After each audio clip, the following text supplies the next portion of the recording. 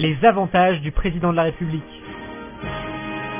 Il gouverne les Français, il est disponible 24 heures sur 24, il ne prend quasiment pas de vacances pendant 1825 jours et il s'occupe d'une des plus grandes puissances mondiales. Et pour tout ça, le président de la République touche un salaire de 15 203 € mensuels bruts depuis 2012. Avant ça, l'ancien chef d'État Nicolas Sarkozy touchait 21 300 € bruts par mois et encore avant ça, c'était un peu moins transparent.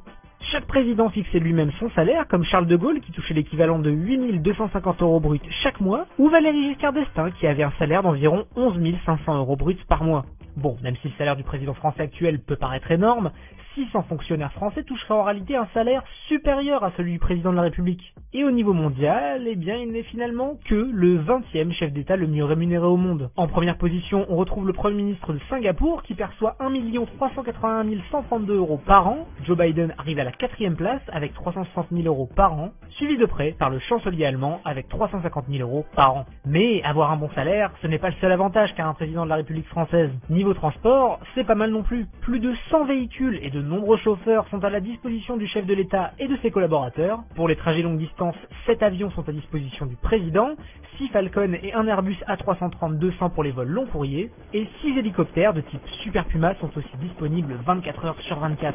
Autre avantage, le logement. Sa résidence officielle se situe dans l'aile est du palais de l'Élysée à Paris, où il dispose d'un appartement privé de 8 pièces sur 260 mètres carrés, mais le président n'est pas obligé d'y vivre. Pour ses vacances, le président a également à sa disposition le fort de Brégançon situé à Bormes-les-Mimosas dans le Var, et le pavillon de la Lanterne à Versailles, d'ailleurs piqué au Premier ministre en 2007 par Nicolas Sarkozy. Mais certains avantages sont bien plus insolites qu'on ne le pense, car grâce à Henri IV, lors de son élection, le président hérite du titre de coprince d'Andorre dans les Pyrénées, une fonction qui lui permet, en théorie, de promulguer des lois dans cette principauté. Autre héritage, et pas des moindres, le titre de premier et unique chanoine honoraire de l'archibasilique majeur de Saint-Jean de Latran, qui lui permet de rentrer à cheval dans la cathédrale du pape.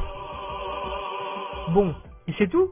Eh bien, pas vraiment, car une fois que le président dit au revoir aux Français, certains avantages continuent.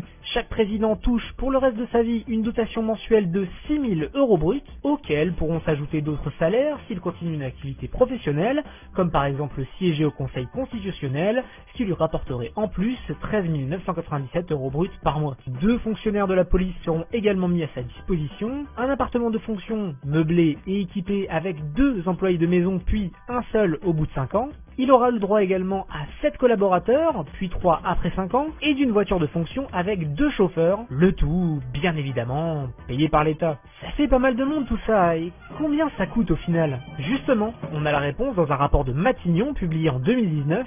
On apprend que cette année-là, 866 000 € ont été consacrés à Nicolas Sarkozy, 756 000 € à François Hollande, 646 000 € à Valéry Giscard d'Estaing, quant à Jacques Chirac, décédé en 2019, environ 200 000 €. Mais attention, ces chiffres ne prennent en compte ni la dotation des anciens présidents, ni la rémunération de leurs chauffeurs et leurs dépenses de sécurité. Et sécuriser un ancien président, ça coûte très cher. Comme par exemple avec le château de l'Étoile de Valéry Giscard d'Estaing, qui jusqu'en 2017 était surveillé 24 heures sur 24, 7 jours sur 7, par 15 gendarmes, et ce depuis 36 ans. Coût total de l'opération, plus de 40 millions d'euros. Mais toute cette sécurité n'est pas qu'un traitement de faveur pour Valéry Giscard d'Estaing. En réalité, toutes les résidences secondaires des anciens présidents sont également surveillées par les forces de l'ordre, pour des raisons évidentes de sécurité. Alors, on vous laisse faire le vrai calcul.